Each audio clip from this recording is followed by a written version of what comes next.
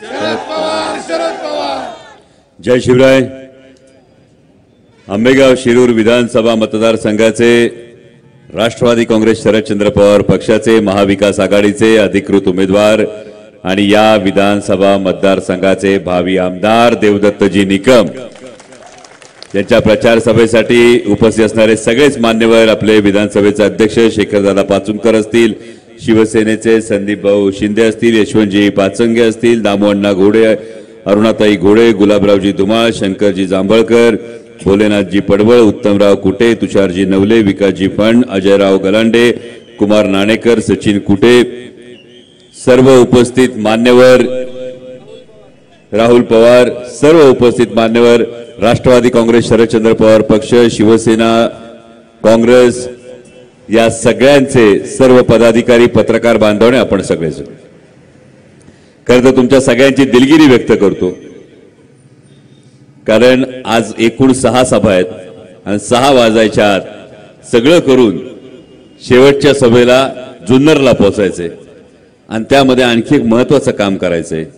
काल माननीय अजितदादा पलीकडे न्हावऱ्याला आले होते आणि न्हावऱ्याला येऊन अजितदादा सांगून गेले, अजितदादांनी जी काही टीका केली, मी फार लहान कार्यकर्ता आहे का, आपला काय काका एवढा मोठा नव्हता त्यामुळे आपल्याला काय एवढ्या मोठ्या संधी मिळाल्या नाहीत, पण आदरणीय दादांना तेच सांगितलं की पवार साहेबांच्या आशीर्वादाने एका सर्वसामान्य शेतकरी कुटुंबातल्या पोरात एवढी धमक आहे का उत्तर इथं नाही, उत्तर बारामतीत येऊन देणार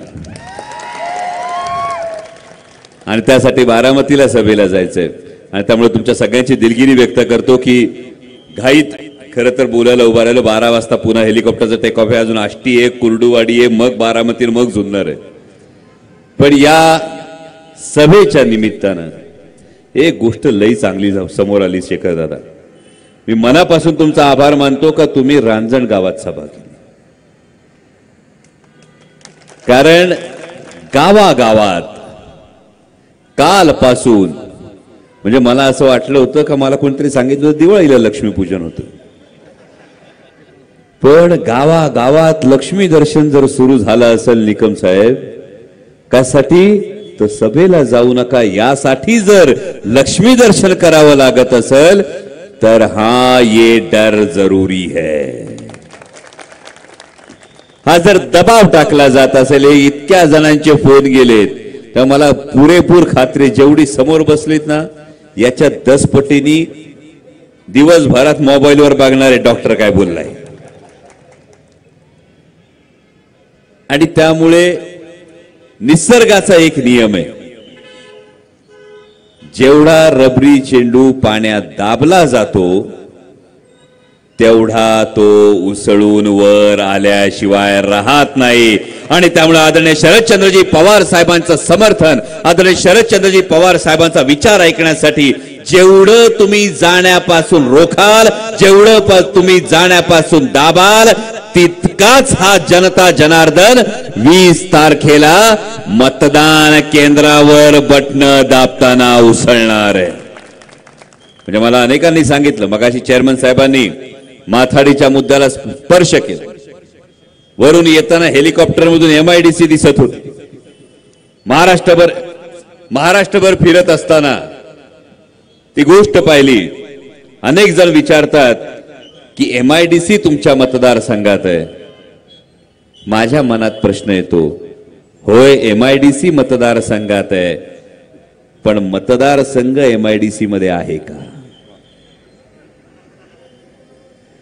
मतदारसंघात MIDC आहे, पण मतदारसंघ MIDCत आहे का? सर्वसामान्य तरुणाला तिथं रोजगाराची संधी मिळते का? सर्वसामान्य तरुणाला तिथं व्यवसायाची संधी मिळते का? की मोजक्या मलिदा गँगचीच तिथं मक्तेदारी झालीये, हा प्रश्न मनात आल्याशिवाय राहत नाही। म्हणजे जर माथाडीचं काम करणाऱ्या माझ्या युवकांना, जो कामगार आहे, अनेकांनी आता बहुतेक रांजणगावच्या महागणपतीला अभिवादन करून जबाबदारीने ही गोष्ट सांगतो, अनेकांनी शेखरदादा बहुतेक हातात गणपतीचा फोटो दिला असेल, दुर्वा दिल्या असतील, भंडारा दिला असेल, शपथा घ्यायला लावल्या असतील, मुलांच्या शपथा घ्यायला लावल्या असतील, अनेक गोष्टी केल्या असतील, मला हे सगळं सांगताय. पण महागणपतीचा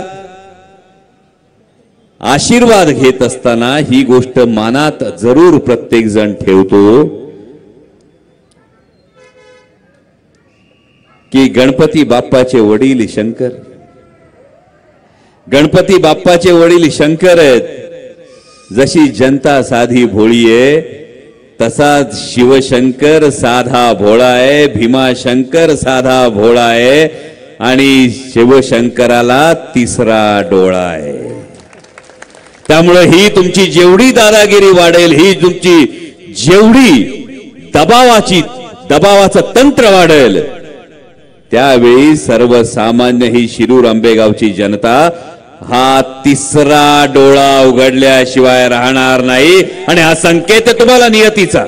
कुणी कुठलाही फोटो देईल, कुणी कुठलाही दुर्वा हातात देईल, कुणी कोणाची शपथ घालेल, पण ती शपथ घालत असताना त्याच गणपती बाप्पाच्या वडिलांचा तिसरा डोळा आपल्याला उघडायचा आहे आणि नियतीचा संकेत आहे. त्यासाठीच देवदत्त निकम साहेबांचा नंबर 3 आहे.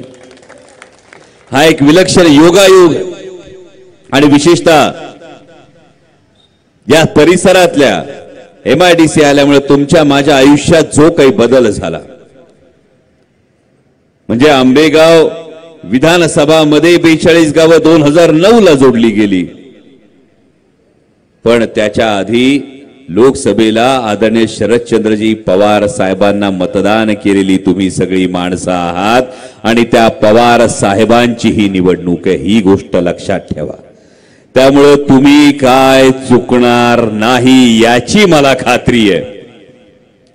कारण काही लोकांनी भूमिका बदलल्या. 2 जुलै 2023 ला जेव्हा भूमिका बदलली गेली तेव्हा अनेकांनी अनेक प्रश्न विचारले, अनेकांनी मध्ये सांगितलं, वेगवेगळ्या विषय आणले जातात. आणि आता माननीय उपमुख्यमंत्री अजितदादा पवारांनी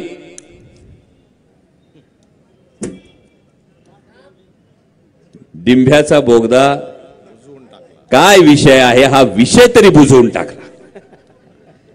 पण महत्वाचा प्रश्न हा येतो की जेव्हा तुम्ही सांगितलं विकासासाठी ही भूमिका घेतली, तेव्हा बिबट प्रवण क्षेत्रामध्ये राज्य आपत्ती घोषित करा म्हणून आम्ही सांगत होतो. पण वर्षानुवर्ष मंत्रिपद भोगल्यानंतर आणि आता सुद्धा गद्दारी करून पलीकडे गेल्यानंतर या बिबट्याच्या प्रभावाखाली असलेल्या क्षेत्रात तुम्हाला राज्य आपत्ती घोषित करता आली नाही, तर याला कुठला विकास म्हणायचं? आज सोयाबीन उत्पादक शेतकरी असेल, कापूस उत्पादक शेतकरी असेल, तो नांदला जातोय. 2014 ला भारतीय जनता पक्षवाले गळ्यात टाळ घालून सांगत होते सोयाबीनला 7,000 भाव द्या, जेव्हा सोयाबीनला 5,800चा भाव होता. 2014 ला पेट्रोल होतं 70 रुपये, ते गेले 105 रुपये. डिझेल दुपटीने वाढलं, DAP ची बॅग 450 ची 1600 ला गेली. आणि एवढं सगळं असताना सोयाबीन मात्र आलंय 3200 रुपयाला. मग हा विकास खरं अभिप्रेत होता का? मग तुम्ही पक्ष पळवला, चिन्ह पळवला आणि एवढं सगळं झाल्यानंतर नेमकं काय मिळवलं? नेमकं काय मिळवलं तर दिवसाला 8 शेतकऱ्यांच्या आत्महत्या, महिन्याला 200 शेतकऱ्यांच्या दारात तिरडी उचलावी लागते, त्यांचं सरण रचावं लागतं. 200 शेतकऱ्यांची लेकरं अनाथ होतात. अरे चिन्ह पक्ष पळवायचा होता तर शेतकऱ्यांच्या लेकरांना सुखाचे दिवस यावेत म्हणून करायचं होतं. आता सांगितलं जातं राज्यात जर वेगळं सरकार आलं तर केंद्रातून निधी येणार नाही. याचाच अर्थ काय? यांना सगळ्यांना कळून चुकलंय. म्हणजे परवा कोणतरी म्हणालं खासदार साहेब फार जास्त फिरत नाहीत. गेल्या 2.5 महिन्यात 138 सभा झाल्या. म्हणजे ही 139 हवी. जर 139 सभा झाल्यानंतर तुम्हाला ठामपणे सांगतो महाराष्ट्रात वार फिरलंय, महाराष्ट्रात वार फिरलंय, महाराष्ट्राचं ठरलंय बळकट पंजात मशाल पेटवून तुतारी वाजवायची, हे महाराष्ट्राचं फिक्स झालंय. आणि त्यामुळे सरकार येत असताना एक गोष्ट कायम लक्षात ठेवली पाहिजे. लग्नाच्या पंक्तीला आपण बसतो का नाही? जिलबीचा बेत असला तर आपल्या मनात काय येतं? वाढपी ओळखीचा पाहिजे. म्हणजे वाढपी ओळखीचा असला का पंक्तीत हळूच सांगता येते.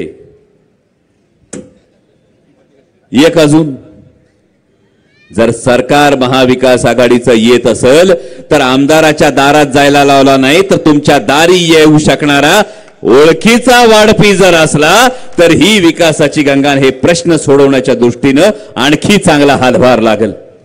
आणि म्हणून तुम्ही बघा, परवा देवेंद्रजी फडणवीस काय म्हटले? देवेंद्र फडणवीस म्हणाले ते मुख्यमंत्री पदाच्या रेसमध्ये नाहीत. का म्हटले असं? कारण त्यांना कळून चुकलं महायुतीचं सरकारच येत नाही तर मुख्यमंत्री पदाचा विषय येतो कुठून? माननीय पंतप्रधान नरेंद्रजी मोदी, माननीय केंद्रीय गृहमंत्री अमित भाई शाह, मोदीजी तर 6 दिवस झाले महाराष्ट्राच्या प्रचारातून निघून गेले. काल अमित भाई शाह नागपूरमधून डायरेक्ट दिल्लीला गेले. तुमचं तुम्ही बघा, कारण पराभव होणार हे नक्की आहे. आणि पराभवाचं खापर मोदींना आणि शहाना स्वतःच्या अंगावर घ्यायचं नाही. आणि त्यासाठी मोदी आणि शहा महाराष्ट्र सोडून निघून गेले. इथं तुम्ही खूणगाठ बांधा की महाविकास आघाडीचं सरकार येते. कारण लोकसभा निवडणुकीला मगाशी चेअरमन साहेबांनी उल्लेख केला, तुम्ही सगळ्यांनी जीवाचं रान केलं. म्हणजे स्टेजवरच्या या सगळ्या मंडळींनी जीवाचं रान केलं. पण हे होत असताना 42 गावांनी तब्बल 16,000चं लीड तुम्ही सगळ्यांनी दिलं. का लीड दिलं? कारण तुम्हाला माहित होतं पक्ष फोडलाय, चिन्ह पळवलंय आणि तरी आपले पवार साहेब लढतायत. आणि पवार साहेब लढत असताना आपलं प्रत्येकाचं कर्तव्य आहे की बापाला हारताना बघायचं नसतं. हे आपल्या प्रत्येकाचं कर्तव्य तुम्ही ते चोख बजावलं. आणि अबकी बार 400 पार म्हणणाऱ्या भारतीय जनता पक्षाच्या नाकावर टिचून महाराष्ट्रातून 31 खासदार निवडून दिलेत. पण आता वेळ विधानसभेची. आणि ही निवडणूक केवळ विधानसभेची राहिली नाही, ही निवडणूक केवळ आमदार निवडून द्यायची राहिली नाही, ही निवडणूक महाराष्ट्राच्या अस्मितेची, महाराष्ट्राच्या स्वाभिमानाची आहे, महाराष्ट्र धर्म राखण्याची ही निवडणूक आहे. परवा चिपळूणला गेलो होतो, चिपळूण गुहागर मतदारसंघामध्ये, चिपळूण संगमेश्वर मतदारसंघामध्ये. त्या मतदारसंघामध्ये गेल्यानंतर प्रत्येक वेळी काळजाला घरं पडतात. घरं का पडतात? तर त्या संगमेश्वरात छत्रपती संभाजी महाराज कैद झाले होते. त्या संगमेश्वरातल्या सरदेसायांच्या वाड्यामध्ये छत्रपती संभाजी महाराज कैद झाले होते. आणि तलवार हाती घेतल्यानंतर सभोवती लखलखती पृथ्वी निर्माण करणारे छत्रपती संभाजी महाराज कैद झाले. कसे कैद झाले? गद्दारीमुळे. आणि ती त्या गद्दारीची जखम आज 350 वर्ष महाराष्ट्राच्या काळजात भळभळते. गद्दारी केली तर महाराष्ट्र धर्म बुडतो. गद्दारी केली तर सर्वसामान्याच्या मुखाचा सुखाचा घास हिरावला जातो. हे महाराष्ट्राने अनुभवलंय. आणि म्हणून आता शिवसेना असेल, राष्ट्रवादी काँग्रेस पक्ष असेल, 2 जुलैला जे काही झालं, इथून मागच्या ज्या निवडणुका माननीयांच्या झाल्या असतील त्या निष्ठेच्या होत्या. म्हणून तुम्ही पाठीशी उभे राहिलात. आणि आता निवडणूक मात्र गद्दारीची आहे. काही लोक भावनिक होऊन काही गोष्टी सांगतील. अनेक ठिकाणी व्हिडिओ सांगितला जातो की म्हणे त्यांची लढाई आदरणीय पवार साहेबांशी नाही, पण त्यांचं मत हे पवार साहेबांच्या विरोधात असणार आहे. विचार करा, त्यांची लढाई ती पवार साहेबांच्या बरोबर नाही असं जरी म्हणत असले तरी जेव्हा ते मत देतील, जेव्हा भारतीय जनता पक्ष महाराष्ट्राच्या द्वेषाचा निर्णय घेईल त्यावेळी हे मूग गिळून गप्प बसतात. मग पवार साहेब जर दैवत आहेत तर जेव्हा नरेंद्रजी मोदी आदरणीय पवार साहेबांना भटकती आत्मा म्हणाले होते तेव्हा आंबेगाव शिरूर मधून निषेध झाल्याचं मी ऐकलं नव्हतं. जेव्हा माननीय अमित भाई शाह हे आदरणीय पवार साहेबांना भ्रष्टाचाराचा महामेरू म्हणाले होते तेव्हा माननीय नामदार महोदयांना त्याचा विरोध करताना कधी ऐकलं नव्हतं. आणि जर तुम्ही पवार साहेबांना कोणी म्हणत असताना त्याचा विरोध करत नसाल तर मग आता तुमचा विरोध आम्हाला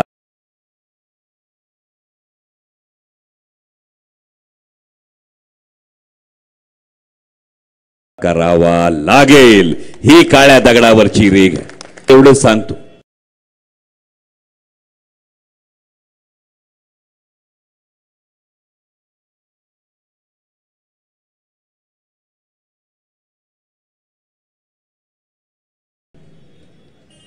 कोणत्याही भूल थापा पुत्राला निवडून द्यायची जो तुम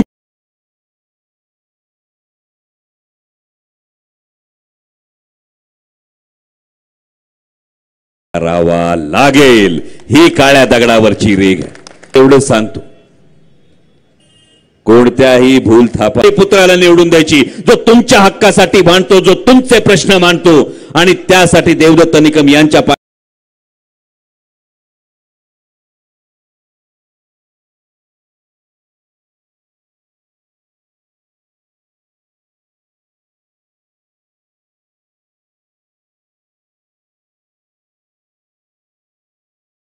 तुम्ही उभं राहायचंय. या निवडणुकीचं वैशिष्ट्य असं सांगतो, महाराष्ट्रभर फिरताना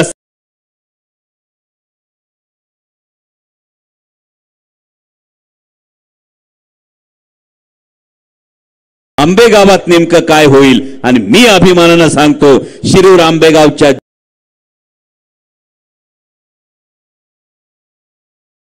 जनतेनं निवडणूक हातात घेतलीये. 20 तारखांना शिरूर आंबेदार जेव्हा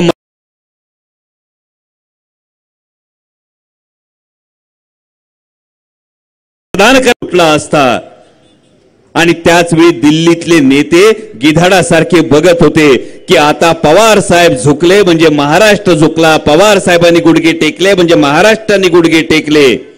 आणि त्याच वेळी तो 84 वर्षाचा योद्धा गरजला, मी झुकणार नाही, मी वाकणार नाही, मी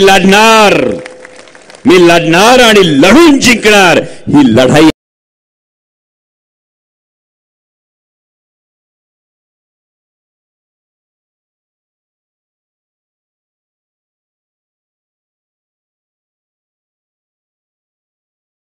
त्यासाठी जिंकायची आहे. भावांनो, जाता जात काही झालं तरी बापाला विसरायचं नसतं, त्याच्या सुरकुतलेल्या चेहऱ्यात सुख होऊन व्हायचं असतं आणि आयुष्याच्या संध्याकाळी आपल्या बापाला हरू द्यायचं नसतं. एवढीच तुम्हाला कळकळीची विनंती करतो. आपलं ठरलंय पवार साहेबांचं, पवार साहेब सांगतील ते धोरण आणि बांधतील ते तोरण. आणि मंचरच्या सभेत पवार साहेबांनी सांगितलंय, वाजवा तुतारी, रामकृष्ण हरी. धन्यवाद. जय शिवराय. यानंतर या ठिकाणी गणेशराव